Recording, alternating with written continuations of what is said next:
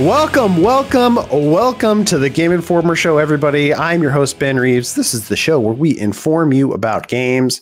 I'm here with a great crew today. I got Brian Shea. Yeah. Alex Stadnick. Yeah. And Dan the Hat Tack. Good morning, Ben. Good to be here. Sorry, Alex, do you want to say hi again?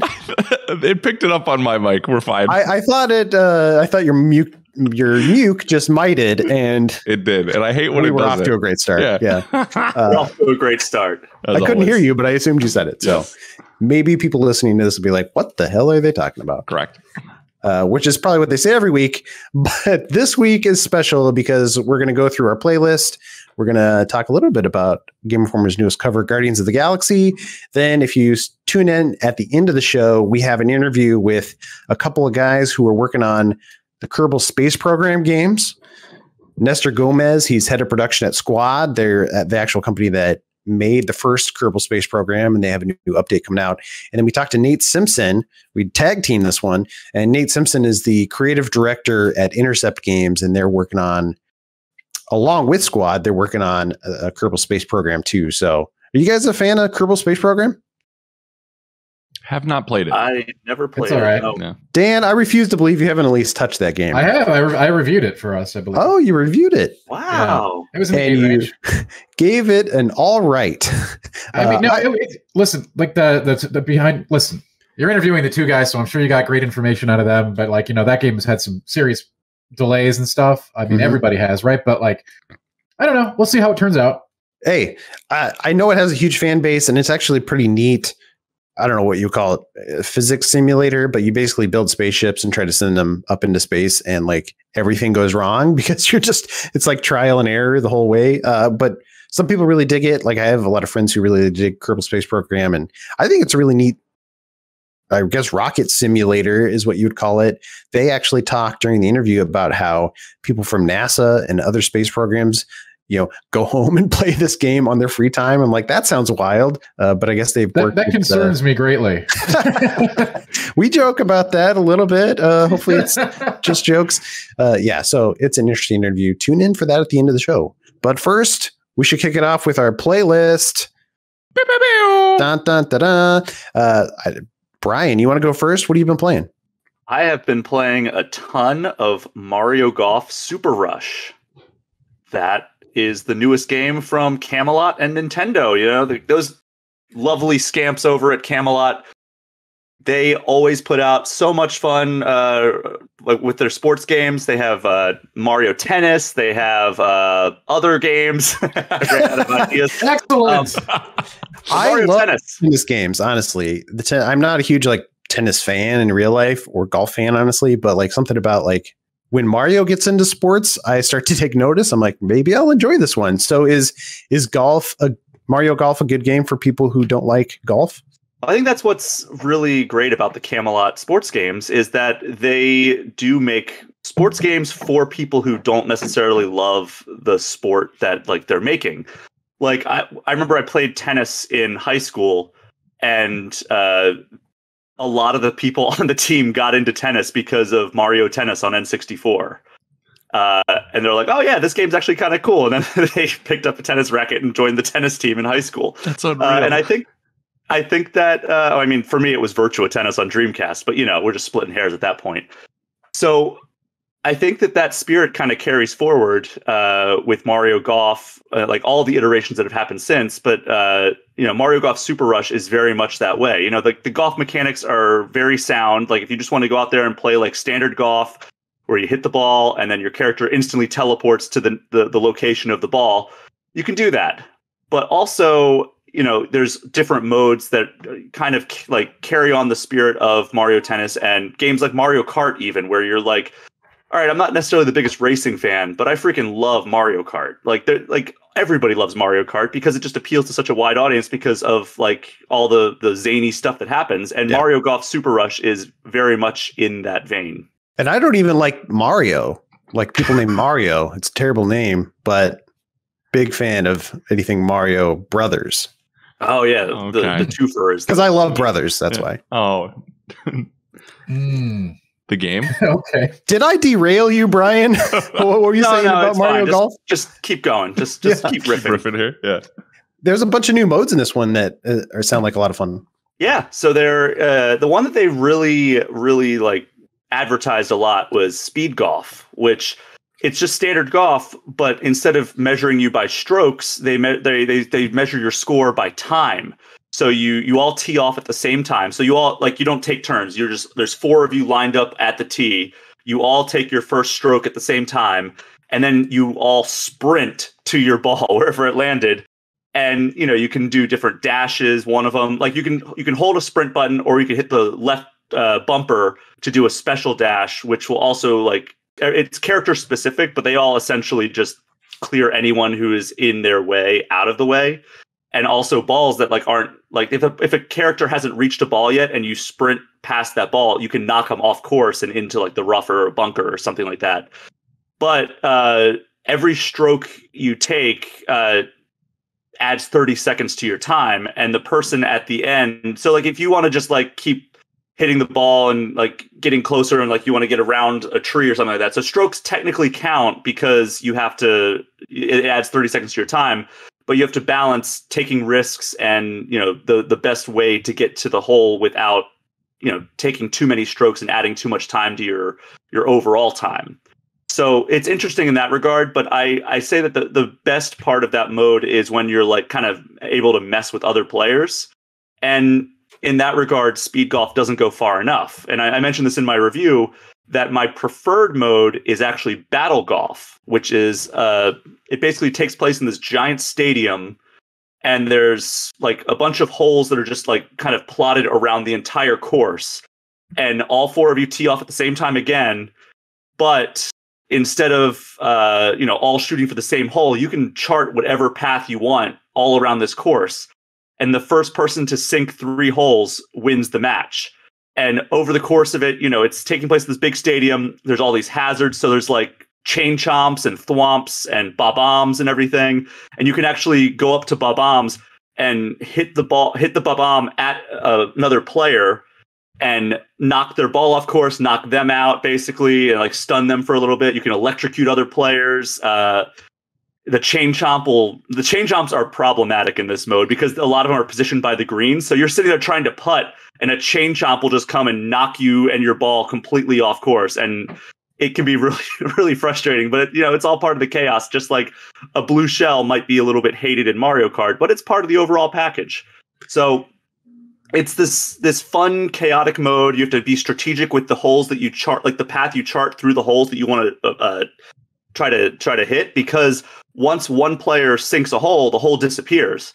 So if you're going for a hole and Luigi's already putting on there, you better hope that you either get a hole in one on that hole, or or he misses and you're able to get a putt in before he can take another shot at it. So you have to be very strategic in that regard. You also have to watch out for all the hazards, and also all while minding people's special shots and the hazards around the course. So it is just pure chaos at times, but it's so much fun. Now, all those hazards are just free floating in the world. There's no power pickups like Mario Kart.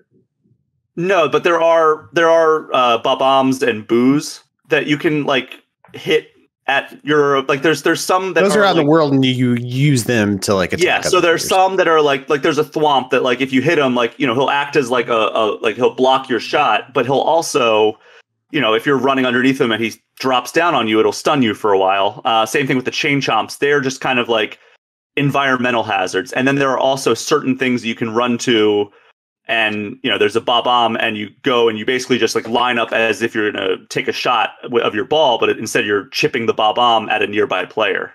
So it's kind of a mix of both. That's how golf should be played, I say. Also, I could listen to you say bob-omb for hours.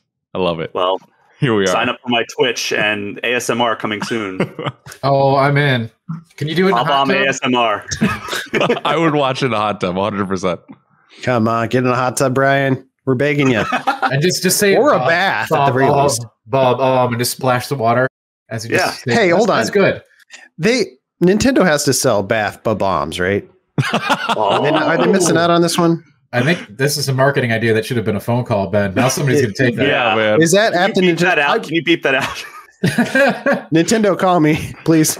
I just assume that's something they're already selling at the Nintendo store. I don't know. If not, they should be. It's probably on Etsy. There's probably So somebody on good. Etsy selling them. love I agree. That would be an amazing product. You did nail that one. That's a good Benvention right there. TM Nintendo TM babum. Patent pending. Yeah. Let's see. Shay, how's the like normal golf in the game? Like the basic core mechanics. It feels like we've figured out how video game golf is played in the 90s, and it hasn't changed a whole lot since then. Yeah. It's the basic like 3-click stick thing, right? Well, you take the basic 3-click stick thing that you just mentioned, and you minus two. So it's a 1-click. Really? So you line up your shot, and then you just basically one button to set the power. Or I guess it's technically 2 clicks. So you one to start the meter, one to set the power. And then there's another meter as he's going into his backswing. And during that time, you can set what type of curve you'd like to put on the ball. And then before that, you also set what spin you want to put on the ball. So based on how you click like the power. So if you hit, I guess it's the, God, I always forget which button is where on Nintendo controllers. It's the A button. If you hit the A button once, it'll give you a straight shot. If you hit it twice, it's a top spin. And then the B button, if you hit it once, it's a back spin. And twice, it's a double back spin or a super back spin. And then you can set the curve. So like there's one situation that I found myself in many times where, you know, I'm on the fairway and I'm trying to get to the hole and there's a giant tree in the way. So what I would do was I would actually shape my shot while my character's in this backswing, so it would actually wrap around the tree and land on the fairway on the other side. Or you can set it so it has like a bit more of a loft, so it would float over the tree and then come back down the other side. So there's different ways you can approach that while you're using the meter, like the shot meter. And is that all fun? Like, did you like the basic mechanics? Yeah, it's fun. It's approachable. It didn't take me long to pick up the mechanics. It's not the deepest system, as you can imagine, because it's they only got 2 clicks.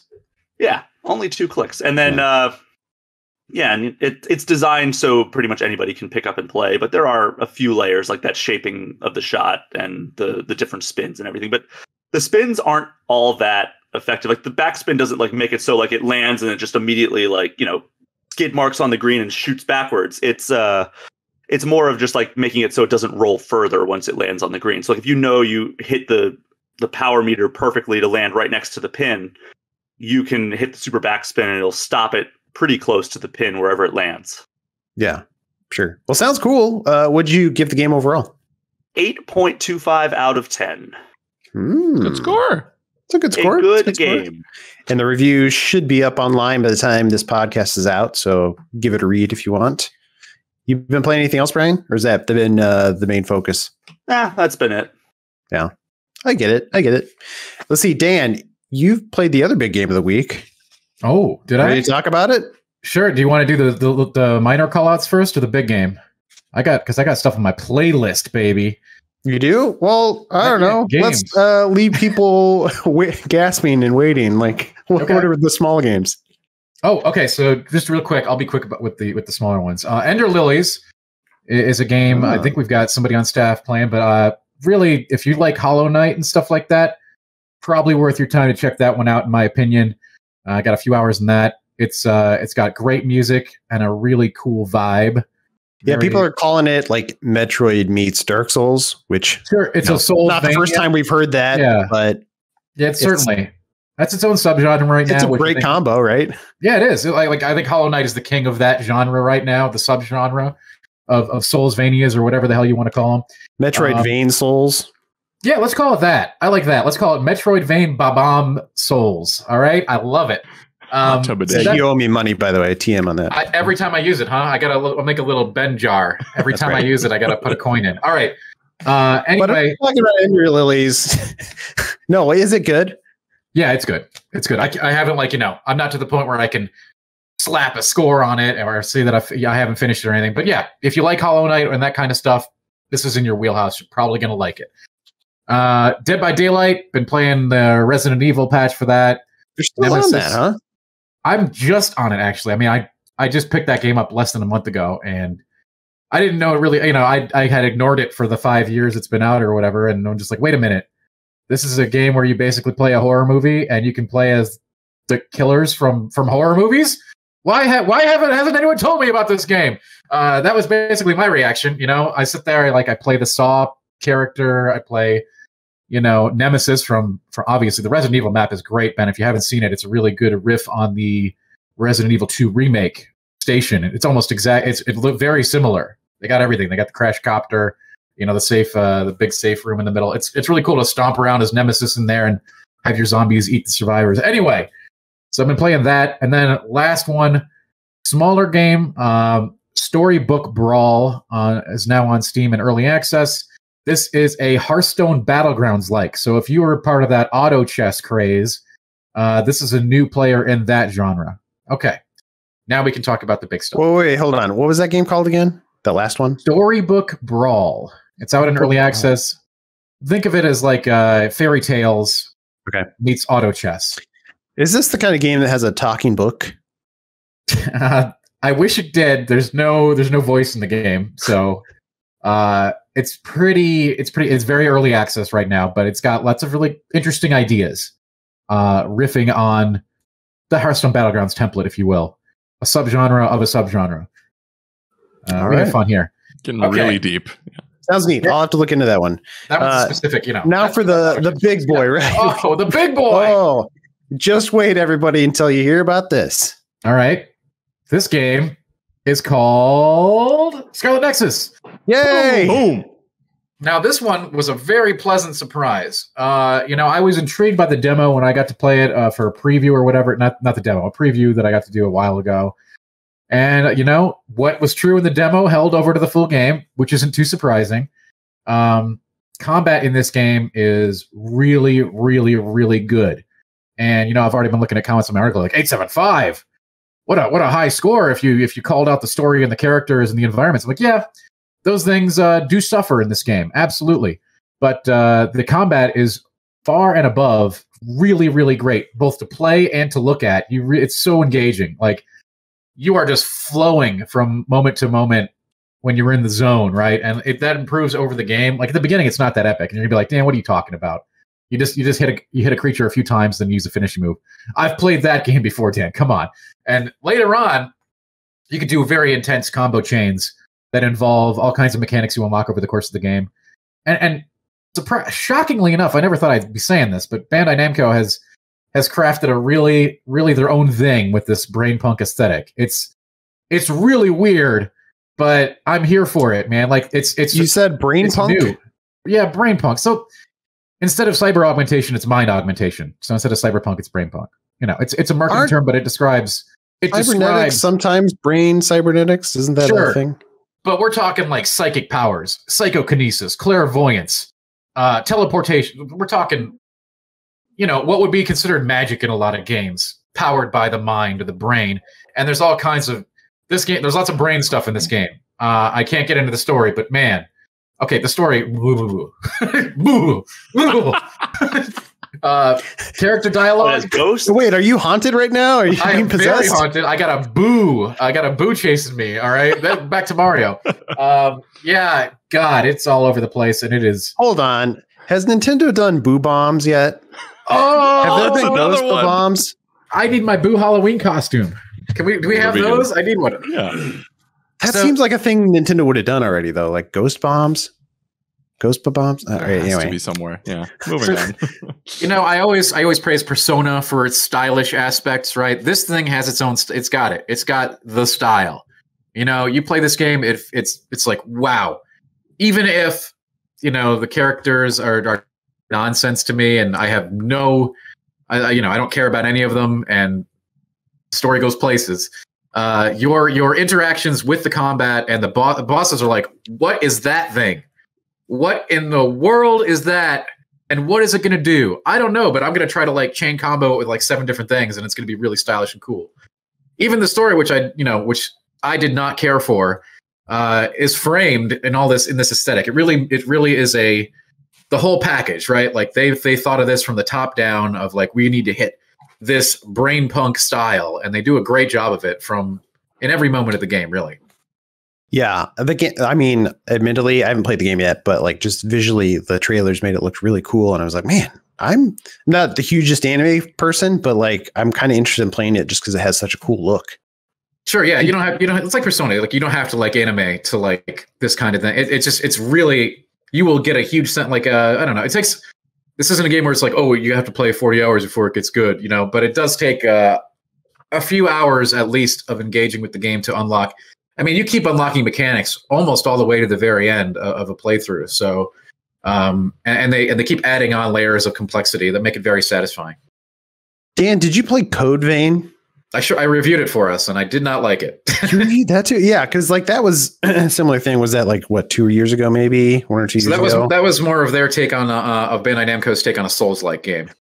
Yeah. I was just saying, like it came out a couple years ago, and it was maybe even the same team. It was Bandai Namco again.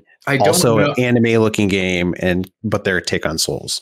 Yeah, I don't know if it was the same team, but certainly some of the same issues. However, this game really pulled it off in other areas. Like I gave Code Vein a 6.75, and I still get nasty emails about that, but I stand by that score, 100%. That Anne Orlando level, that alone, should put that game in the toilet. All right, but forget what you know about Code Vein. Scarlet Nexus sounds like it's a good one. Scarlet Nexus is like, listen, this is the summer surprise RPG in my opinion, and we always got to have one, right? Here it is. No, this is good. This is good stuff. Definitely very impressive. I was surprised in a good way. There are definitely factors that do, drag it down a bit, but if you're looking for awesome, stylish combat, it's here. It's here, baby.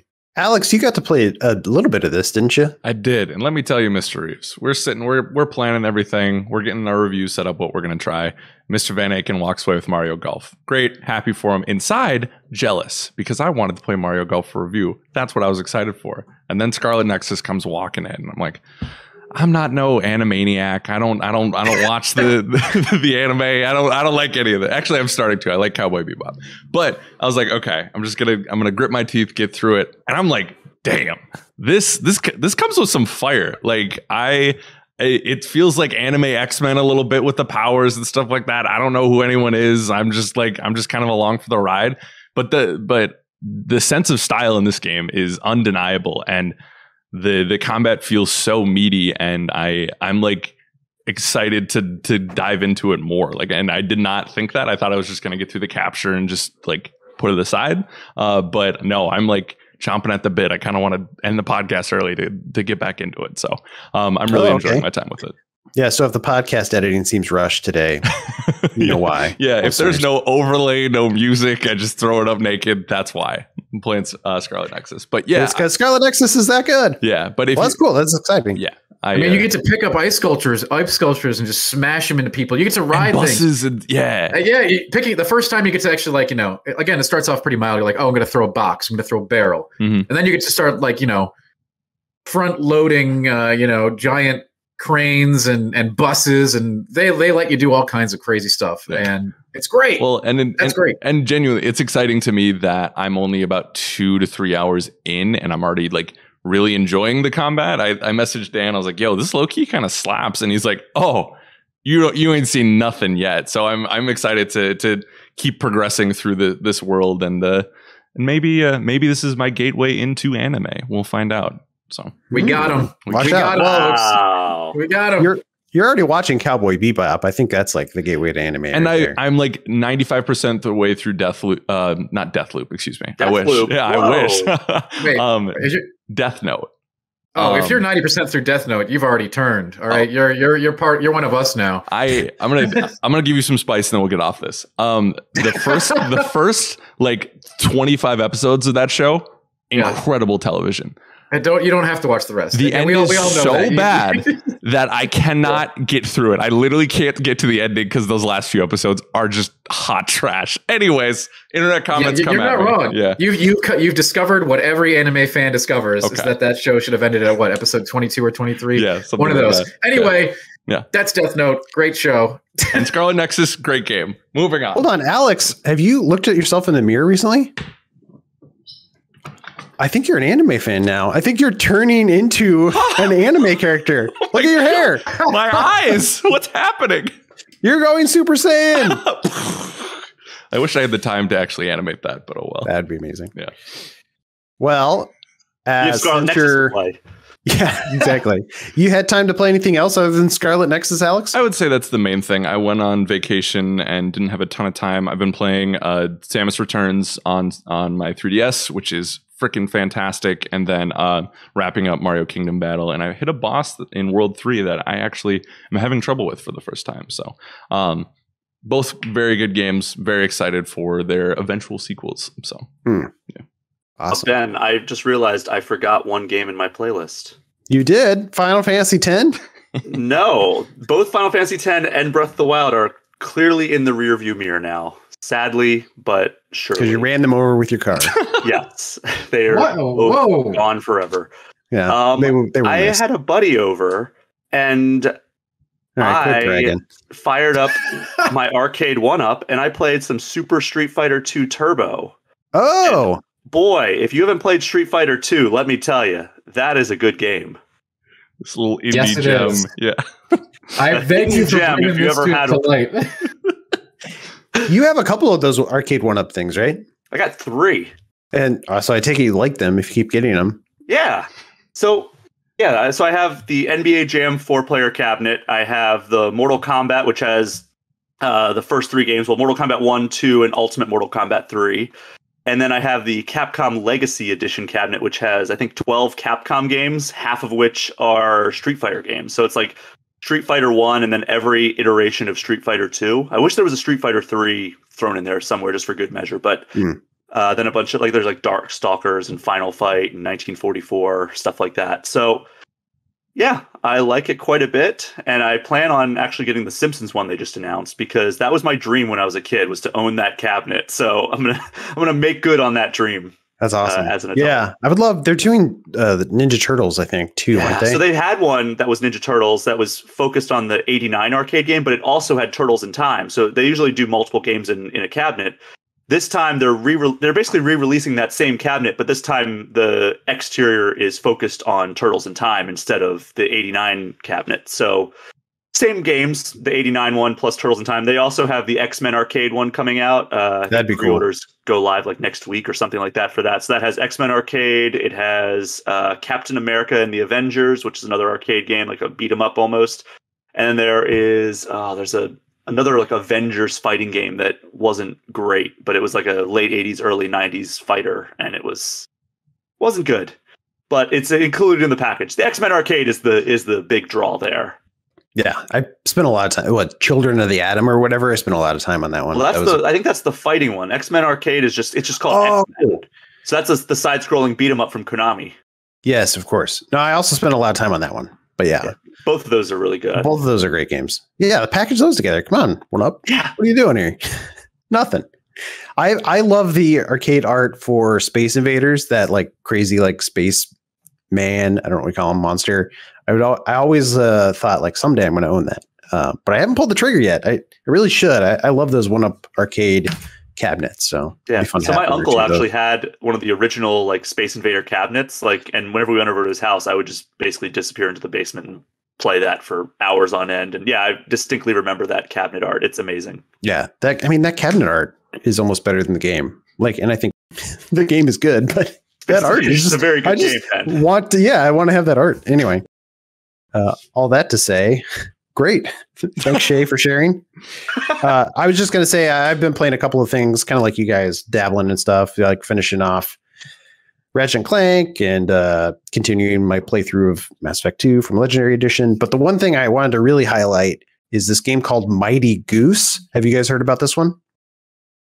No. Oh, yeah, I've heard it's like a gun runner Goose, right? I saw It gave me Sega Genesis vibes, honestly. It's definitely like got that 16-bit aesthetic.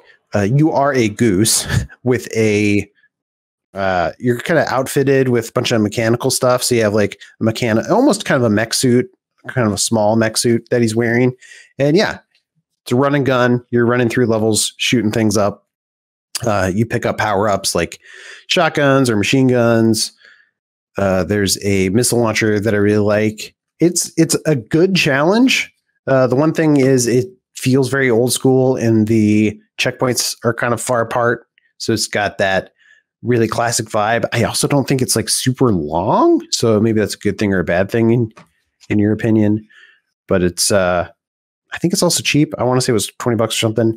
I'm having a lot of fun with it. It's on pretty much everything. It's on like the PS4, Xbox, Switch, PC. How many hours do you put into it? I haven't finished it yet. I probably put in 5, but I think I'm getting close to the end. Okay. So if you like those old school, it's hard to describe because it obviously has a cool 16-bit aesthetic look. A lot of games do that these days, right? And it's a side-scrolling shooter. There's a ton of those out there these days. With a goose. So it's kind of like, what's that? With a goose. Yeah. Yeah. How many have a goose is what I'm getting at. There's a ton of those out there. Yeah, exactly. Like Mighty one, Goose. at least.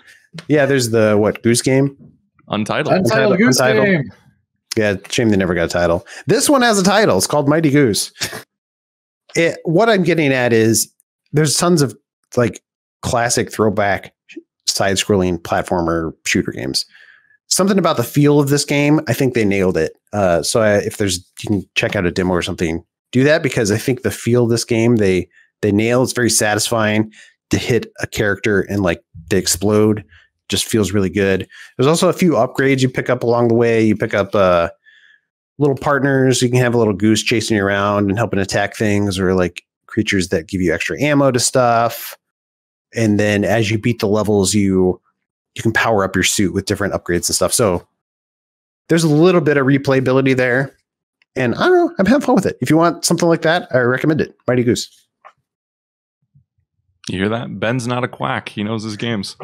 Yeah, that was a bomb blast of gaming right there. Dan, you owe me some more money, by the way. TM on that. I put it in the jar. I got the Ben jar. All right, great. Similar to a swear jar, but better for me. Well, that wraps up our playlist. Brings us to the next segment of the show, a little segment we like to call Guardians of the Galaxy. See it on our cover now. We have the new Guardians of the Galaxy game on the Game Informer cover, which kind of blew past us, the reveal of that, because it was like in the middle of E3 busyness.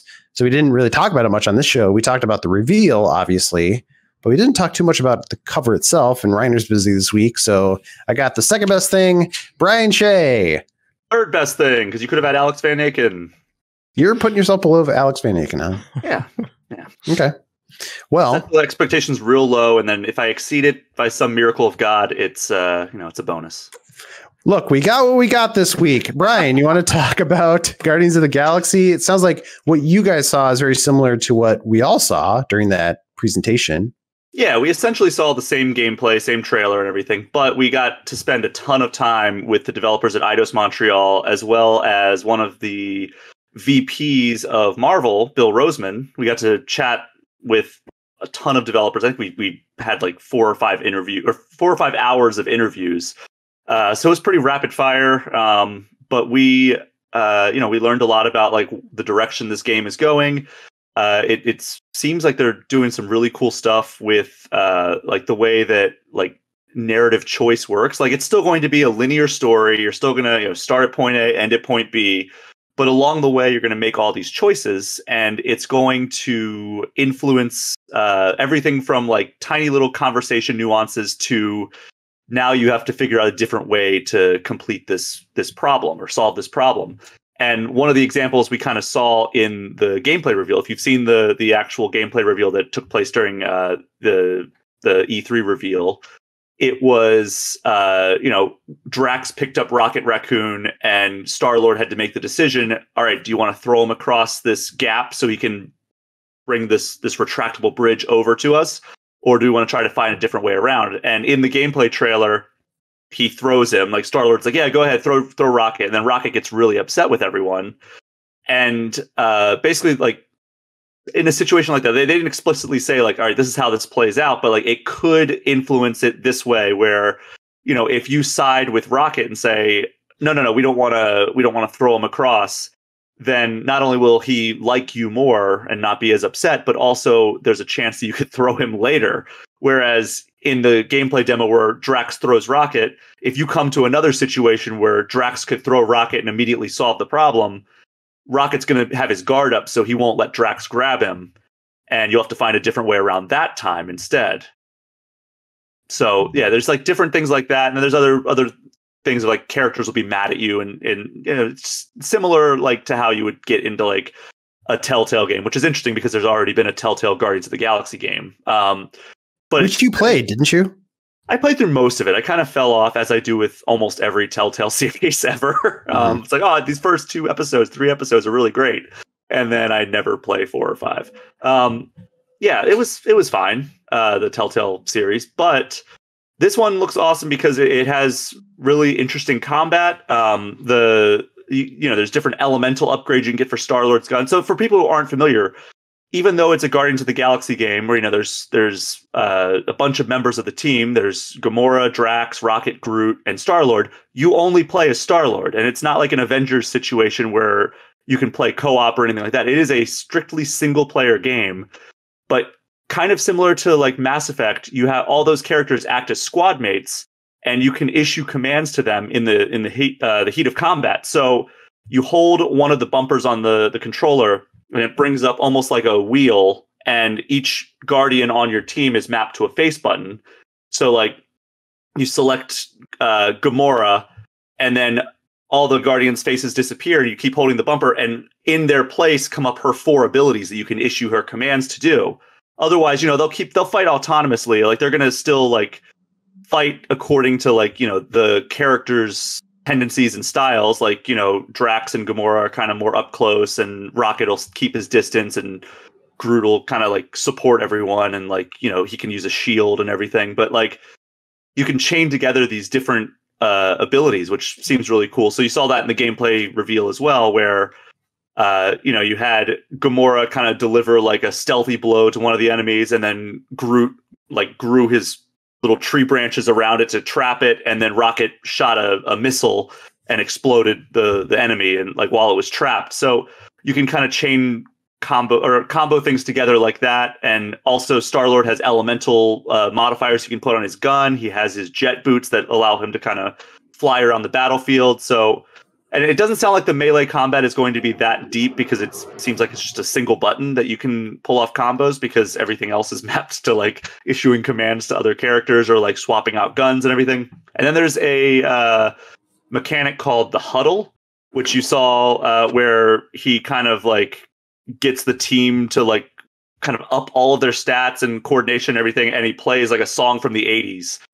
You saw they played Joan Jett's Bad Reputation in the gameplay reveal, and it's basically like we didn't see it in the thing, but like apparently like it plays up kind of like the comedy of the Guardians of the Galaxy in that situation, where like he'll play this song and he'll kind of like try to use the words of the song as like inspirational speech to the Guardians. And it just like, it makes for some very awkward moments from what I understand. But, just kind of like Star-Lord using his like bumbling charm to kind of like try to inspire the Guardians, but like semi effective. But hey, in the end, it looked like it worked according to the gameplay.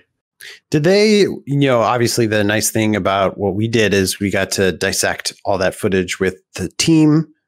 So we spent a lot of time on it. So I'm sure you got like a lot of little details. Did they talk about James Gunn at all? His influence? I asked about that, and they did not consult with him in any way. But like, obviously they took inspiration from the tone that he set with those movies. But they kept hammering home that they wanted this to be a distinct thing from the movies, a distinct thing from the comics, but while still obviously drawing inspiration from kind of the tone that people have come to know and love from the Guardians of the Galaxy brand. So clearly that is very present with like the licensed music and kind of like the comedic dynamic between this group of disparate cosmic ragtag people. Yeah, it's what's fascinating to me is like what people have come to know as the Guardians of the Galaxy brand is basically those two movies. Because if you pick up an old Guardians of the Galaxy, you'd be like, what is this? It's like unrecognized. There's like a bunch of characters that have not been in the films, and like half the characters in the film might be missing from some of those books, but it's a very different feel. So I'm just highlighting like James Gunn brought a lot to the table with those films and is a big reason I think people love those characters. So even in this game, when they're like, don't directly consult him, or they say they're doing their own thing, it's like, well, they're still sort of like holding to what those films did, which, I like those films, so I'm not complaining. just kind of a fascinating thing to see how the movies have influence on these properties. Yeah, and it's interesting, like the backstory that they have with this is it's different. I mean, it's obviously a different like origin story of how this group came together than the movie, which a lot of people know that story. But like this takes place after a 10-year-long war between Thanos and the Chitauri and basically the Kree and all of the other like galactic civilizations that were involved in this. And so like, you know, Gamora found out what Thanos was trying to do. Originally, she was fighting on his side because she's his daughter. And then she found out what he was trying to do and she turned on him. Drax's family was killed by Thanos. And so he was instantly against Thanos, obviously. And then they kidnapped Star-Lord and his father was trying to get him back. And then the Rocket and Groot were hunting down Star-Lord because there was a bounty on his head. And Star-Lord basically convinced them that they would make more money and have more fun with him. So they joined up with him, and then Drax and Rocket were like, or Groot and Rocket were like, we need like some heavy hitters. We can't just be us three. We need to pick up these other people. So they went and recruited Gamora and Drax. And the story takes place about a year after the Guardians have formed this team. So they're still kind of feeling out each other and like becoming like the family that you see in like the movies now. Yeah, cool. Yeah, I mean, it sounds cool. Gameplay looks fun. Like, I was all for it. I know people in the chat when they debuted the game were a little salty because I think they were hoping for more Final Fantasy Japanese games. Yeah. And that was the big thing that Square decided to reveal, which I'll admit, when I think Square, I don't immediately think like, oh, the Guardians of the Galaxy developer or publisher. Like, man, yes. they've really leaned into the Marvel license that they've acquired. Like, you know, Crystal Dynamics continues to hammer home the Avengers stuff. Honestly, I think the Black Panther stuff looks cool. I know that the Avengers game is very underwhelming in the multiplayer aspect, but I think that the story-based stuff is a lot of fun. And I don't really put any time into the multiplayer at this point, but every time they release a new story expansion, like the Kate Bishop and the Hawkeye stuff, I always try to play through it.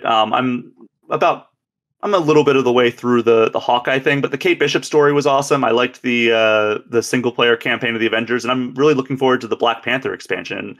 They're seemingly doing a lot of cool stuff with that, and it's bigger than either of the two operations they put out so far with the two different Hawkeyes.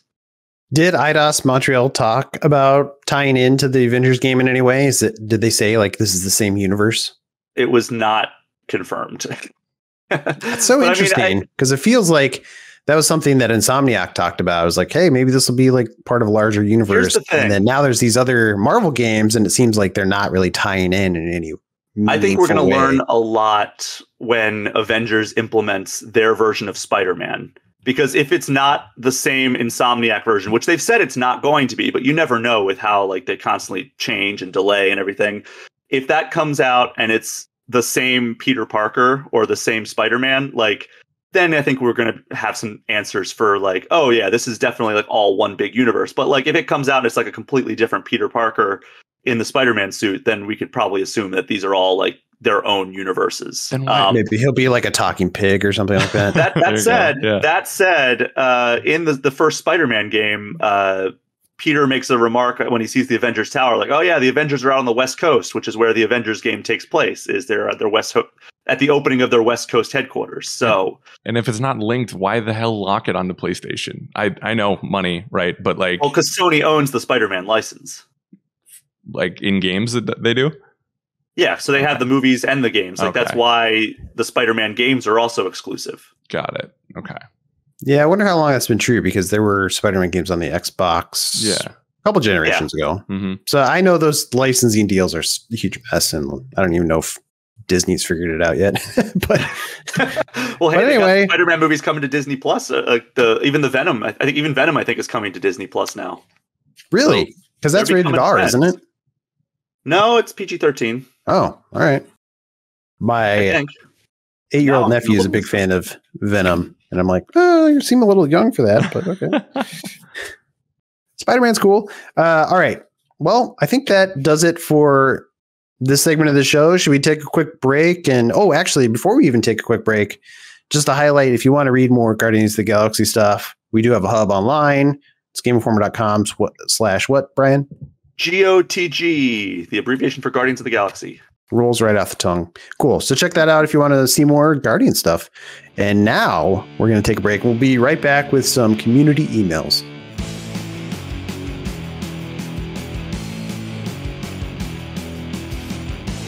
And welcome back, everybody, to the Game Informer Show. We're here to do some community emails. This is where we answer questions, play games, debate things based on emails that you send us to podcast@GameInformer.com. We love to get it all. Alex, what do you love to get? Man, what do I love to get? I love kind words. I love games, emails at podcast@GameInformer.com. Presents. Love presents. Yeah. You want to send me a couple of V-Bucks? I'll take them. You know, it's a beautiful thing. Visual, just pictures of presents. That's what I want to see. I want to see you enjoying your V-Bucks. That sounds great. Please. Because we love enjoyment here. Podcast@GameInformer.com. That email again. Where are we, Ben? Where is Mr. Plow? Okay. All right. So this first email comes in from Matt from near Philly. He says, "Hey, Ben, and probably Alex. Got it right. What E3 announcement would you bring to prom?" It's a riff on a joke from a couple weeks ago about prom, but I think people who are listening probably understand where this is going. But like, what's your favorite E3 announcement? What do you love? What do you guys think? Yeah, so I'm not actually taking it out to prom, Ben. I'm just, which ones do I like from E3? Yeah, that's a good clarification, Dan. Hey, you can't be too careful. You probably shouldn't be, as an adult man, going to prom at this point anyway. Unless you're chaperoning. And E3 announcements aren't physical, tangible things, but we're not taking them to prom. So what was your favorite E3 announcement? I'm going to surprise everybody here. I'll set the table and I'll get us rolling. But this is going to blow your minds. But the thing that I thought was the coolest around E3 was Elden Ring. What? Oh, no way. We lost Ben. Minds have just been blown. The world was not ready for that answer. I know. What about it? Did you like, Dan? What about it? Well, what a trailer. What a trailer, can I tell you? Actually, there's a lot of stuff in that trailer, and there was some accompanying interviews that followed that. Like, we have a ton of information on the game now. So that was the first real information drop, first gameplay drop, first everything drop outside of those incredibly shady leaks that happened a ways back. So there were people that didn't think that the game existed. I certainly wasn't one of them, but that was one of the people were like, yeah, we haven't seen anything about it in 2-3 years, whatever. It's not really a real game. It's like, oh, yes, it is.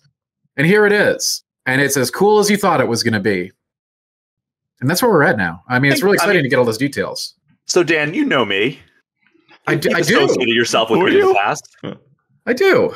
You know that I'm not the biggest From Software fan. I do. I liked Bloodborne. I liked Bloodborne. But everything else has been kind of like it. I try it and it doesn't stick. I think that Elden Ring looks like it could be more up my alley than anything like Dark Souls or Sekiro. I think that the world looks really cool. I think it has kind of some Shadow of the Colossus vibes that it's giving off, and I think that this could be one of the ones that maybe it goes over to that Bloodborne camp for me. Okay, fair. Yeah. It might. Here, the thing with this has From Software has done a really good job of sort of like taking what they learned from their past games and injecting it into their future releases. So we're going to have a little bit of Bloodborne, a little bit of Dark Souls, a little bit of Sekiro. Even there's we saw a dedicated jump button and stealth, some kind of stealth mechanics as potential things in this game. So these are all on the table, and I'm very curious to see where we're going to go.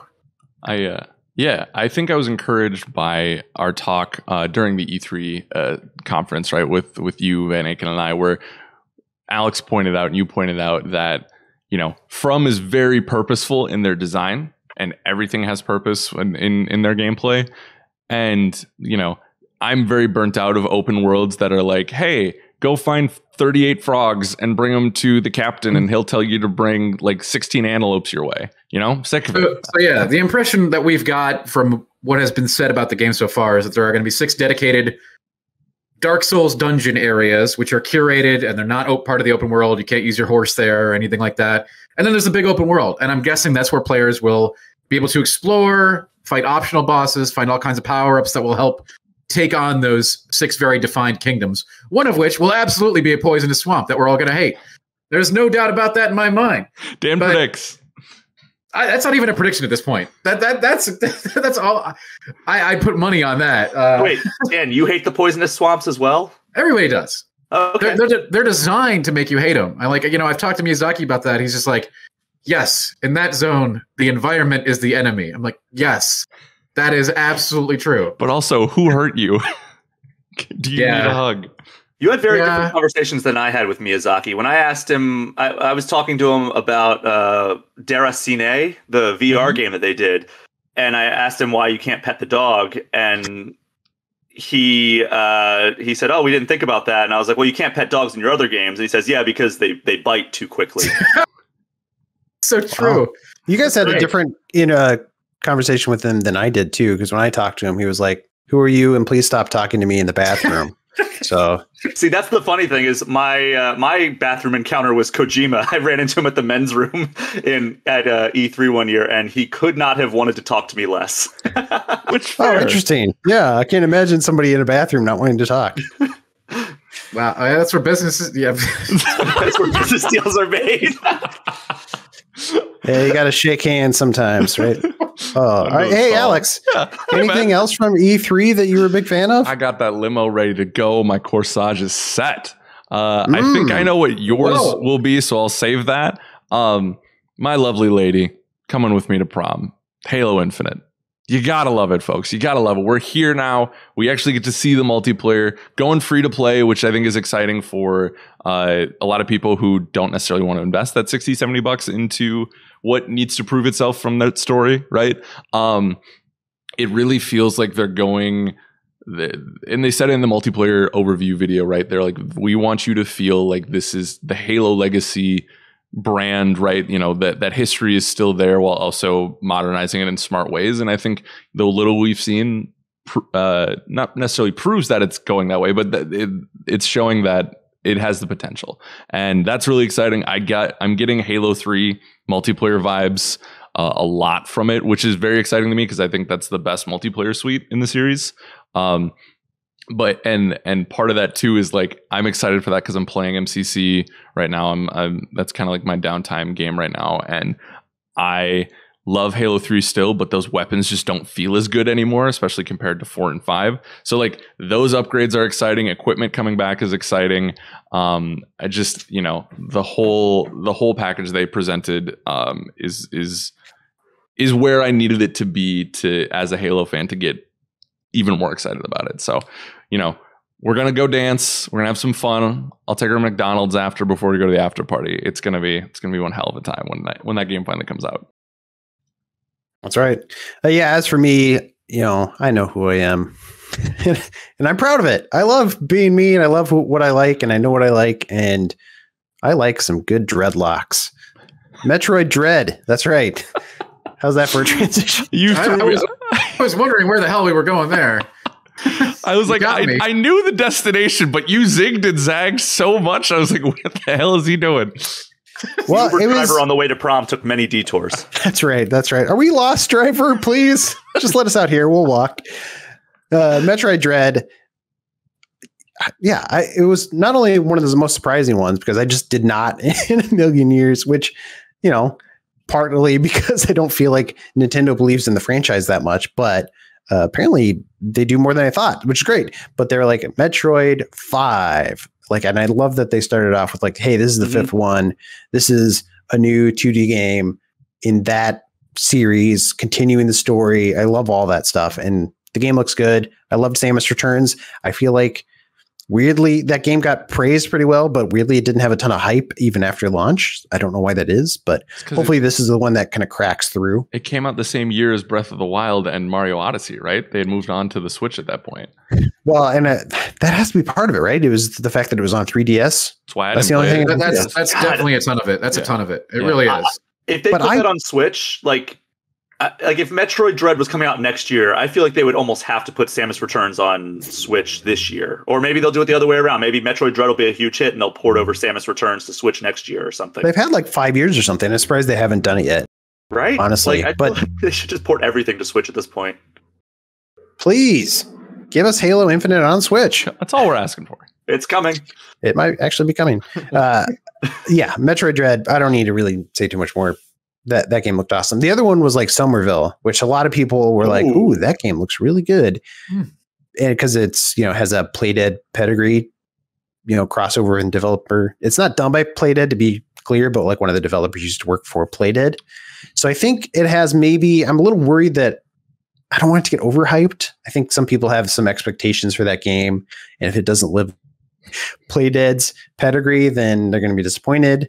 And the problem is Playdead's pedigree is like, well, they've made some of the best 2D games ever made, so it's kind of a high bar. We'll see. By the way, a shameless plug, if you want to learn more about Metroid Dread, you can go to GameInformer.com. I have an extended preview of Metroid Dread, as well as quotes from Yoshio Sakamoto, who's the longtime producer, designer, director of the series, talking about why Metroid Dread took so long to make, because that name surfaced first 2004.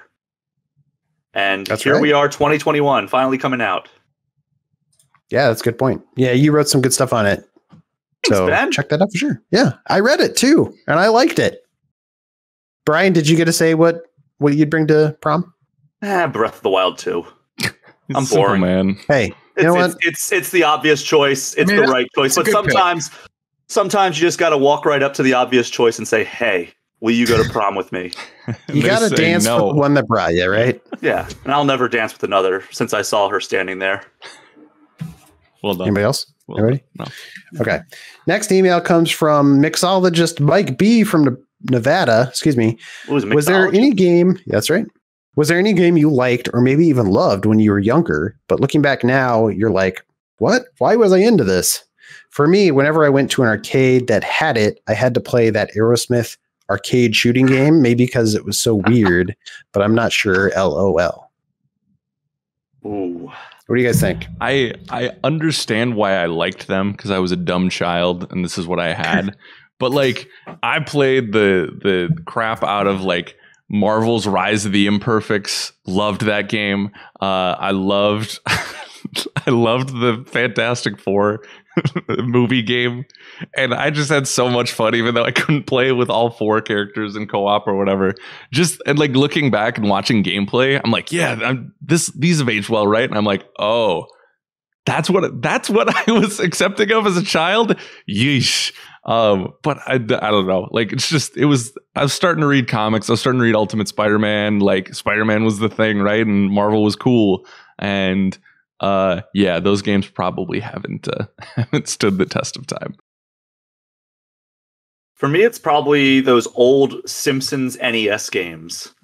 Just because, I played the crap out of them. I rented them on multiple occasions, and they were not great, but I played them constantly. I would even go over to my neighbor's house because she had, I think it was Bart versus the World, and I played that so much, and now I look back at like videos and I'm like, oh, this was garbage. I think I even knew kind of in the back of my mind that it was garbage back then. Also, the Ninja Turtles brand was one that was near and dear to my heart, and I played that NES Ninja Turtles game to death. And I always got frustrated at the underwater like bomb defusal level. I was going to bring that up because everybody from I think our generation talks about that Ninja Turtles game because it was a big deal. Like Turtles was a big deal, and then this was the game that you had access to. And honestly, that game sucked, right? Like we all played it and we all kind of liked it because we were the Ninja Turtles, but like that game was hard as balls. I mean, there are so many licensed games that are like that. Yeah. Where it's like, oh, I love this game just because I love this brand. It's like, the Ninja Turtles, the Simpsons stuff, Marvel's Rise of the Imperfects. Marvel games early on, like you said, yeah. And I mean, honestly, that game, that NES Ninja Turtles game, was the reason that for a while Donatello was my favorite Ninja Turtle, because he had the long bow that he could like reach enemies with that other Ninja Turtles couldn't, and you could like cheese your way through some boss fights because he could just sit up on a ledge and drop the bow down on their head. That's a good point. I wonder if that's like part of the reason I didn't like Raphael that much. which I know a lot of people of Raphael have kind of come around on him. but I was just he like, got the best pizza. he got the best pizza. Game, yeah, that's right. You know, after you fought some foot soldiers, you got that pizza. Man, that game was great. You know, I got something to add to this. It was great, Dan. I got something to add to this discussion. Great music.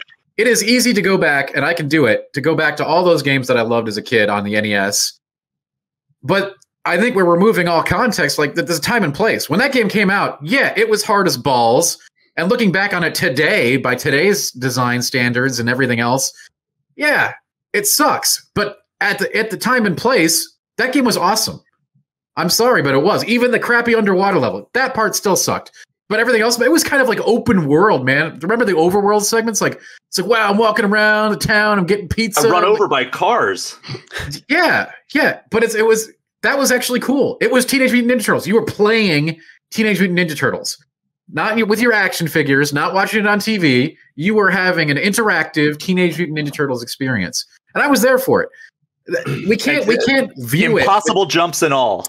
We can view it with today's lens, but I think that's really unfair to the game. But I think you are viewing it through like a kid's lens. I'd be curious. Of course I was viewing it through a kid's lens. I was a kid. What?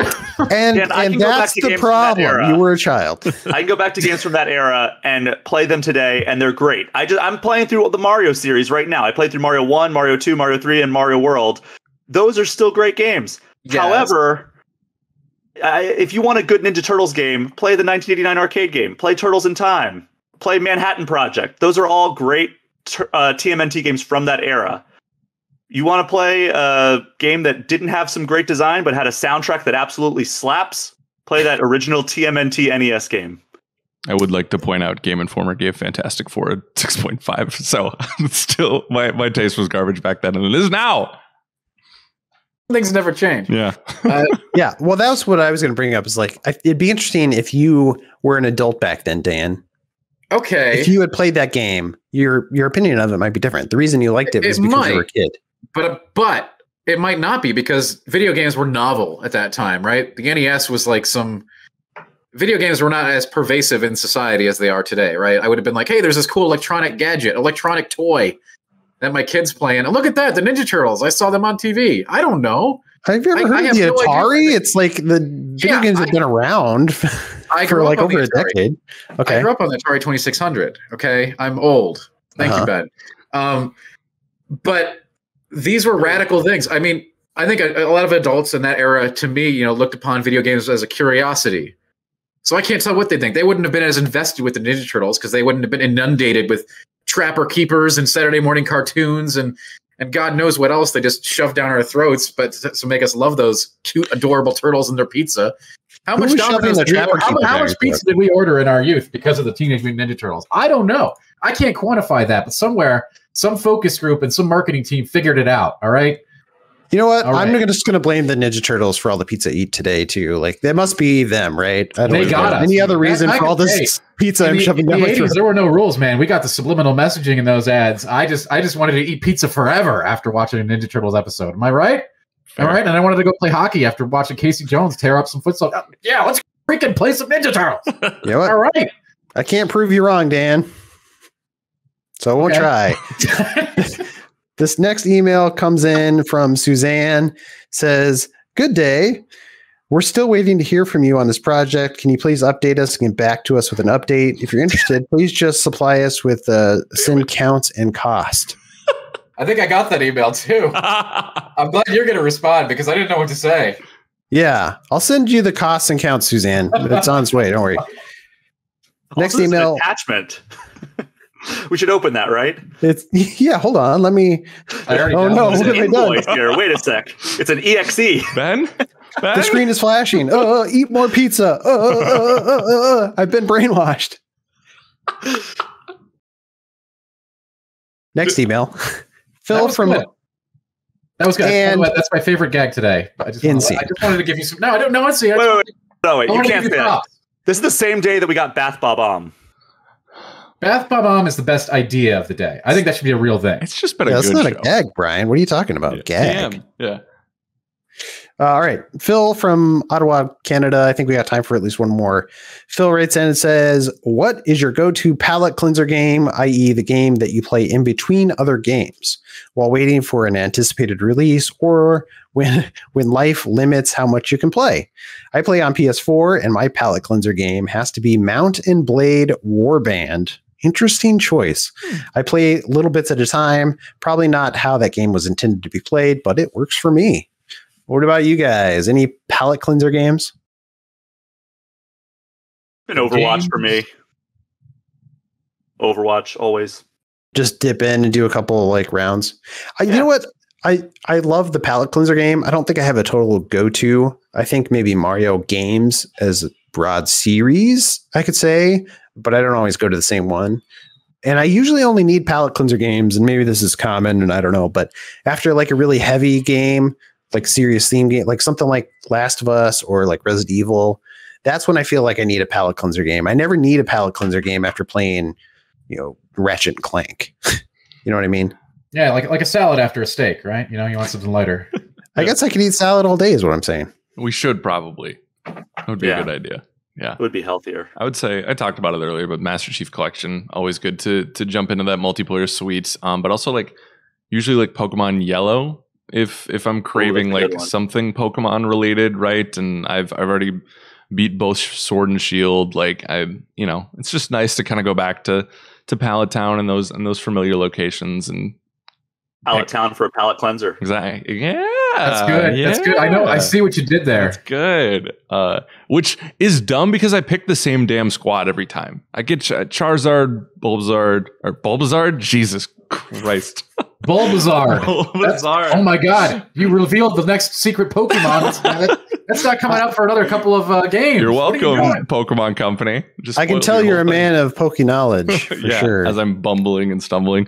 But yeah, I it's just comfort food, Feed it to me. Give me the cheesy mashed potatoes, But wait, what's the rest of the party? I'm not telling you now. Charizard, you got Bulbasaur. I'm gonna bumble through it. We're done. Cheesy mashed potatoes. Yeah. I would always try to replicate the party that Ash had in the anime whenever I played Pokemon Yellow, because that was or I'd have a Game Genie or Game Shark, whatever one was on Game Boy, and I would get it through that way on Red and Blue, because you could only have one starter in that one. Yeah. But like Yellow gives you the opportunity to actually get the other starters. Yeah, I had a Game Shark and I gave myself the surfing Pikachu. Remember that one? Oh yeah, where he had the surf move, and that made him like functional. Well, once you level him up really high, which I did because he was always in my party, my Pikachu was functionally indestructible because he could like take out rock and ground Pokemon with that surf move. Oh yeah. Did you guys ever try to get? Pikachu was functionally indestructible. Go tweet that, Ben. It'll get a lot of hits. I like that. Yeah. Did you guys ever go after Missing No? Remember that? Yeah. Just with Game Genie or Game Shark. Yeah. Yeah. That was like the thing after school program. Like we'd all huddle around one guy's Game Boy and see if he could get it. I think he did. I don't know. But anyway. I do remember like before we got the Game Shark, one of my buddies just kept starting the game over and over again, and we'd like trade the starters so everybody could have, the full set. That's which smart. Was nice. That's smart. Yeah. There you go. Yeah. Palate cleanser game. Dark Souls 3. Yeah, I wondered if you were going to say something like that. Like, does that work as a palate cleanser game? And to my point earlier, it's like it's so dark that after playing a game like that, I want something lighter. Mm-hmm. But it's got soul. You can get to the point. I agree. On your initial playthrough of those games, they're designed to be challenging, to challenge you. But at this point, I played through Dark Souls 3, I think, more than any of the other games in the series, and now it's just like the muscle memory is all there. I know where everything is, so. It's just like, going through the motions, and it's fun. It's fun to be able to be like, I know what this dude does, and to like beat him on the first try. You know what I mean? It's satisfying. And then you see your old your arch nemesis. You're like, we're coming up to that one boss. Here we go. Here comes trouble. Yep, exactly. No, it's fun. It's fun. Nice. Yeah, that's probably why Blake has played Resident Evil 4 so much. Although I did play Resident Evil, the remake of the original one, a lot back then. So I think I kind of get what you're saying, Dan. Like after you've played something 8 times, the fear just isn't there. It's like you know exactly what to expect. And even if you die or something, you're like, well, I know I know what it You're did. like, you know, like in that game, there's like, you know, there's probably only a couple of fights currently that are like, yes, now we're getting to the good stuff. Like it'll be challenging, but you still know that you've already done it. Like you've done it so many times, you know you're going to do it. Is it going to take 2 tries? Is it going to take 3 tries? Whatever. It'll be fun. That's why Groundhog Day wouldn't be terrifying. You just play Dark Souls 3 the entire That's time. right. You just, you'd know what you were doing. Take. that's a take. All right. That ends. I've been searching Google this entire time. I cannot find any bath bob-ombs, even on Etsy. Oh my goodness, Bro. We need to Nintendo, call me. get on this immediately and then get slapped with a cease and desist as soon as we start. Oh, I already TM'd it. I'm good. Okay. That's how That's that works. legally That's how the binding. patent Yeah. office works. Ben gave it the verbal patent. You called dibs. Alex, Yeah. Yes, sir. seriously, don't edit that out of this podcast. Do not do it. I got you. Writing it down. Listeners, you know he screwed me if you don't hear TM earlier. Okay. Now that ends the email section of the podcast and brings us to the last segment of the show. It's a little segment we like to call Get Wrecked. Boop, boop. Get wrecked, everybody. I want to recommend, it was a opinion article that Miller wrote right after E3. It's called E3 Was a Bust. And you'll have to read the thing to get the full picture. I think he's not saying that like, oh, it's a bummer that we got all these cool game announcements. Obviously, there was some cool stuff, but I think E3, the show itself, definitely pretty rough as a virtual conference. And he's specifically talking about like the virtual conference that Press attended, but it's some interesting insight into why E3 was so, I want to say lackluster. Although from the outside, for some people, it probably didn't seem totally lackluster. There was some cool announcements, but like this E3 was different and needs to change. So it's an interesting article, kind of inside picture into, you know, the E3 as a whole that I recommend checking out. E3 2021 was a bust. Dan, do you have anything to recommend? Yeah, I sure do. Obviously, the Scarlet Nexus review, because words are important to helping whether you're going to like that game. We already talked about it a lot, though, so I'll say a game that I had extremely mixed feelings on, and I still don't know how I feel about it completely. And you can read some of my words about that. Stranger of Paradise. I wrote about the demo. There's an article on the site called "Stranger of Paradise is either awesome or terrible, possibly both." I think it actually is both. It's like a B horror movie that you could really sink your teeth into if you suspend all disbelief and just have fun with the terrible ride. There's stuff to enjoy there. So you can read more at GameInformer.com. Buzzing. Buzzing. All right, Alex. Did you not say bazinga for worried about getting more copyright strikes here? We don't Big need any Bang DMCA takedowns on this particular No. stream, my friend. We do not. Hey, check this out. So I know E3, I guess I don't know if E3 feels like a million years ago for you, but it does for me. But we did a lot of cool stuff and stuff that I think is still relevant today, including we did the Halo Infinite multiplayer video breakdown. It was Liana, Mr. Van Aken, and I, and we poured over that trailer, kind of rewound it and look at some details and stuff. And I think it was a really good look at what 343 is putting out there with this new take on multiplayer. So go check that out. It's good. It's a beautiful thing. And Brian. So I already plugged my Metroid stuff. I was planning on recommending Dan's Stranger of Paradise thing. So now I'm scrambling. But you know what? Just recommend the same thing. It's fine. Yesterday. Or the Guardian stuff, which we already talked about. We already talked about the Guardian stuff. That's already been recommended. That's been wrecked, man. Now we're getting wrecked. Present tense. So, Jay Guisal, our lovely associate editor, he went and attended a concert of Red Dead Redemption 2 music.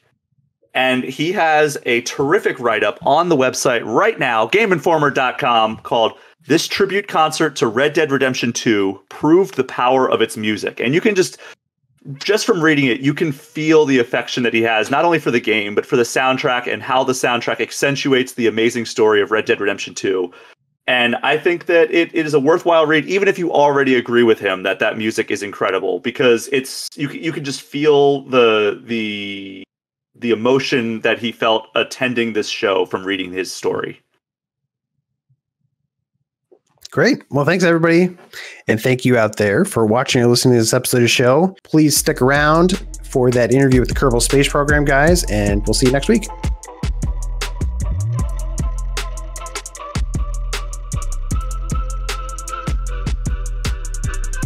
Welcome back, everybody, to the show. I have a couple of special guests on today to talk about a cool little game. 2 games, in fact. Kerbal Space Program 1 and 2. I have Nestor Gomez, head of production at Squad, creators of the first Kerbal Space Program. How's it going, Nestor? Hello. Great. Thanks for having me here. Yeah, no problem. Thanks for being here. And then we have Nate Simpson, the creative director at Intercept Games, the makers of Kerbal Space Program 2. Yep. Hello. Thanks for having me. Yeah, no problem. Thanks for being here, guys. I appreciate it. It's cool because we have multiple people on it sometimes and sometimes from different games, but I don't think we've ever done this before where it's like one of the makers of game number 1 and the maker of the sequel. That's kind of cool. Nestor and the Squad crew are also working on KSP2 as well. So Nestor gets to wear the crown of he's touching everything. That's right. I just get to talk about KSP. But I was a huge KSP1 fan, so if we talk about KSP1, I'm excited to do that too. Yeah. Well, I think that's maybe the easiest place to start. Nestor, if you want to just talk a little bit about like, where'd you guys get the idea for Kerbal Space Program to begin with? Is it as simple as like, hey, wouldn't it be cool if you built spaceships? Well, it all started right here in Mexico City. The creator of the game, Harvester, he had an idea since he was a small kid about a game like this, where you were able to build rockets and pilot them. And he even came up with the idea of Kerbals, these little aliens that aren't afraid of anything and are able to try anything. So yeah, it all started there with a very small team. And a demo was released. People liked it, and we've never stopped adding features to it. So yeah, it's been 10 very interesting years since then. Yeah, did you expect such a crazy explosion? Felt like it picked up pretty quick. You guys released, I think, in early access and then built a pretty big fan base, I thought. Yeah, I think early access was one of the main reasons for its success, since for a small team, was pretty much the only way to be able to get started, release incrementally, respond to players, and yeah, I don't think anyone expected us to be here 10 years after its initial release, to be honest. Did you know a lot about building rocket ships ahead of time? Were you like a big space fan before making this game? No, I mean, I wasn't here since day 0. I joined like 5 years ago, so I've been around for the second half. But me in particular, no. I mean, I did have some interest on space, but I wasn't like a space nerd, to be honest. Yeah, fair. Nate, what about you? When did you first discover Kerbal Space Program? I think I started playing in version 0.15, which was 2012. So a few months after it was released. I don't think it was quite a year old. I know I think it was just Kerbin and the Mun when I first started playing. And they hadn't even added other planets. So very, very early days. But similarly to Nestor, I didn't really start out with a significant amount of subject matter expertise in rocketry. I think I won't speak for Nestor, but at least in my case, KSP in some ways initiated my voyage into wanting to learn more about those topics, which is sort of one of the magical things I hope we get a chance to talk about. Yeah. I read somewhere that, Nate, you used to work for Image Comics. Is that true? You are the first person to ever bring this up in a Kerbal-related interview, but yes, I have drawn 2 issues of a comic book for Image Comics called Non-Player. I don't know if I would say work for it. They published my comic. Yeah. Yeah. What was that? Was that a like dream you were trying to break into the comics industry at some point, and then just game making took off? So I've worked in games since '93, but I did, like many game artists, have fantasies about trying out going out on my own and doing an independent comic, and I attempted to do that. And it was great. It was one of the best things I've ever experienced in my life. But what I did learn is that it does not pay, and it is not especially compatible with family life. So back to games after 2 issues. I still have a fantasy that someday, many, many years in the future. Maybe after KSP2 celebrates its 10th anniversary, I'll get back to work on that comic. I don't know. Could you guys just make a, Kerbal Space Program comic? Is that a thing? Why not? Nestor, is There that a are good some idea? out there. Yeah, there are some fan-made comics out there, so maybe. Time to make it official. That's what I'm saying. There's one that's like got hundreds of installments, right? Like there's some long running ones. Yeah, I think there are. Oh my gosh, that's crazy. Nestor, when you first joined the company, did you know a lot about physics? Did you know a lot about spaceships, or is that something you had to learn as you went? And I guess Nate, Well, I'd be curious about your take on that too. in my case, I've been following the game for a few years already, and mostly as a success case study, right? I used to teach video games at a university, and I was always bringing up KSP because it was a great example of doing things the right way, picking a very niche community and building something that you wanted to play. So I always was mentioning the game as a good example, and then I had the opportunity to join. And so, yeah, I was aware of the game and what it was about and what they've accomplished so far. But yeah, I wouldn't say I was an expert at all in how rockets work or anything. I was always excited about space exploration and what the space agencies were doing. But yeah, I wouldn't say I was following really close or not even knowing the name of the rockets or astronauts. Really? Didn't even know like types of rockets? Yeah, no, not before that. Yeah, is that you, Nate, were a big fan, I understand, of the game before you joined. So was that your education in rocketry, or did you know stuff before you even started playing the game? I mean, I was a sci-fi fan, and I guess you pick up a certain amount of concepts by osmosis, right? Watching things like 2001. So I think I probably thought I knew a few things about space exploration.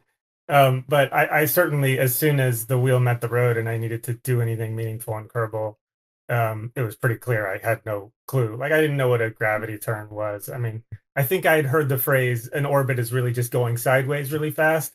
But I didn't know how to get going sideways really fast when there was an atmosphere involved. So no, I would definitely say, my journey with KSP1 kind of started out like, this is a silly wobbly rockets game, and look at the little green guys scream when you blow them up. And then I think a lot of people have a similar story, right? Where like you manage to land or strand, I should say, a Kerbal on the Mun.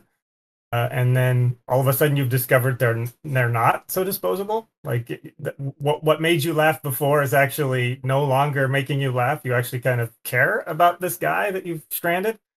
And then it's amazing how high the emotional stakes can get. You start creating your own narrative. And it's sort of discovered narrative or invented narrative is like a really important part, I think, of that experience. It's kind of a quiet universe that you kind of fill with your own stories. Yeah. But yeah, like definitely there was a tipping point where I realized I was drawing interplanetary exploration vehicles in like my notes at work. Like it was now like occupying my bandwidth even when I wasn't playing the game. And yeah, from then on, definitely I find myself reading a lot more articles and of course following Scott Manley. There's a whole cottage industry of YouTube streamers who have kind of grown out of KSP, Everyday Astronaut, and Scott Manley, people like that. So yeah, we're all kind of learning together. Sure. Yeah. Do you ever like intersect, either of you guys? Have you ever intersected with anybody from NASA or some other space agency where they're like, hey, we see what you're doing and it's actually pretty neat? You want to go first? I got lots of stories. So for KSP1, we've had a few experiences so far, some more organic and others more planned, and all of them have been great. The very first one probably was the most exciting one since it just happened naturally, a NASA collaboration. And that one, it was great because they reached out to us because they had people in their team that knew about KSP. They were using it for their own purposes. and they thought it was a great idea, allowing people to recreate the mission they were planning using KSP. So they were yeah, planning. They were like using it to like plan actual NASA missions. No, I wouldn't say so, but they knew the game. They probably just threw something together, and they thought doing a mod recreating the mission might be great for reaching out to more people about the mission. Oh, sure. Like recreating old missions that they'd already done? No, it was a future mission. Actually, at the end, the mission didn't came through, but probably because they crashed their Kerbal Space Program. They shipped so many times. They're like, no, there's no way we can get to Mars. Yeah. Oh, that's amazing. Yeah, I think there's some pride there. It's like, hey, we made this thing that like even like astrophysicists and like real astronauts might be messing around with. Even that's crazy. Nate, you said you had some stories too? Yeah, I mean, we got to visit with some people at JPL, and I know for a fact that multiple people on the Curiosity team go home after a day of like working with real Mars rovers and then make Duna rovers in Kerbal. And I mean, I guess that's what you do when you really, really love what you do. That seems it was a little baffling. Yeah, it was a little like, don't you want to do just anything other than your day job when you get home? But I think it has to do with, you don't have to deal with budget. Well, in career mode you do, but for the most part, you don't have to deal with budgets or a boss or a vast entrenched bureaucracy. It's just you and your ideas. Right. And I think it's an opportunity for them to just kind of spread their creative wings and explore ideas. Yeah, I guess it's like a professional chef going home and playing, Overcooked every night or something. Right. Or like when I go home and play Spider-Man at night. Oh, wait. Uh-oh. Did we learn something about you today? Yeah. What's all those handprints on your wall? What? No. You didn't see that. That's so wild to me. Do you guys even like kind of going past that or thinking maybe for the younger generation? Like I know there's a lot of kids who are 8, 9, 10 who are discovering this program, Kerbal Space Program 1 or 2, and they're like, maybe it ignites a fire in them that they're like, oh, I want to go to space. I want to pursue this as a real career. Do you guys ever think about that? Like that you could be inspiring young minds? Yeah, we do, and actually we've been able to see several of those examples, real life examples. I mean, after 10 years, it's enough time for people to grow up, go to school, and get a job. So there are already some examples out there of people doing just that, getting excited about the space exploration with KSP, picking a career, and then finding a job in the space industry. So it's already happening, and I think it's awesome. It's awesome for the franchise because now we are inside the industry. It's an evil plan. You gonna take over? Yeah, maybe. And I think that also kind of the awareness of that also informed some of the decisions around the overhaul of the first-time user experience for KSP2, because we can't make the game easier. That would ruin the game. But what we can do is kind of welcome more people into the experience. So we're keenly aware that this is a pipeline to, some pretty impressive personal achievement. And we want to bring more people into the front end of the pipe if we can. Yeah. No, I mean, that's awesome. I know in 2017, Squad Games, you guys sold the rights to Kerbal Space Program to Take-Two, I believe, and Private Division. Were you there for that, Nestor? What was that conversation like? How did you guys decide to go with Take-Two? It was there. It was a very long process. Yeah. I think it was a great step towards the evolution of the franchise. The first years, I wasn't there for the very first years, but it was mostly just running and trying to keep up with the growth and the success, managing success pretty much, right? And trying to keep people engaged, releasing new updates. And then the transition was made to try to make it more formal, I would say, like planning stuff more, and now having a big publisher in place, like having long-term plans like ASP2 stuff. So I think it was a very nice transition from an indie game with just 4 persons to a franchise with such big backup behind like Take-Two. So yeah, I think it was a great transition. But yeah, I mean, I wasn't part of the team deciding if that was going to happen, but I was there to help around and make the transition happen. And then Nate, when did you step into the picture? And it's like, when did the opportunity for KSP 2 come into the picture? Yeah, I have a terrible memory for dates. It had to be. I need an exact day and. Well, actually, the hour is a lot easier to answer because I remember I was up for coffee. I've told this story. You've probably heard me tell this story before, but I can't guarantee that all our listeners have. Well, yeah. So I was known at the studio as a Kerbal fan #1, and I actually don't know the machinery by which we became aware that that Kerbal Space Program 2 was being considered. But I know that I was called to a company meeting, where when I returned from coffee and the whole company was just sitting around in a circle, just looking at me with their eyes wide open, like they couldn't. Everyone else already knew, and I didn't know. And I'm just like, "Hey, what's up, guys? Is this Invasion of the Body Snatchers? What's happening?" I mean, you assume you're going to get fired, or there's a surprise party. I don't know what's going to happen, but yeah, and they said, well, it looks like maybe we'll get to put together a proposal for KSP2, and do you have any thoughts about what you would want to put in that? And I was just gobsmacked. Like it's definitely one of the most vivid moments in my memory. And yeah, just very quickly, like we got to have any ideas. We got to have. I have all the ideas. Pull out your crazy binder full of. Well, the interesting thing is, like, I think a lot of KSP fans have the same list. Like, I don't know that I had anything that was especially obscure or weird. It's a game that just, in some ways, like, suggests so many new avenues that it could be taken down, which is also part of the reason that it has such a robust modding community. Is it's like, it's almost a medium, right? It's just the universe is a canvas, and there's so many different things you can paint on it. And so, yeah, there was, I wanted to share the experience with my friends. So multiplayer was definitely very high on my list. I wanted to be able to make big, giant interstellar spaceships. I wanted to be able to push the technology farther into the future. I wanted colonies. That was all kind of there to talk about on that first day. And our key pillars haven't really changed a whole lot since then. They've been refined. And of course, Nestor's been around to tell me which of the ideas are silly. Nestor, do you remember the first time we met in Bellevue?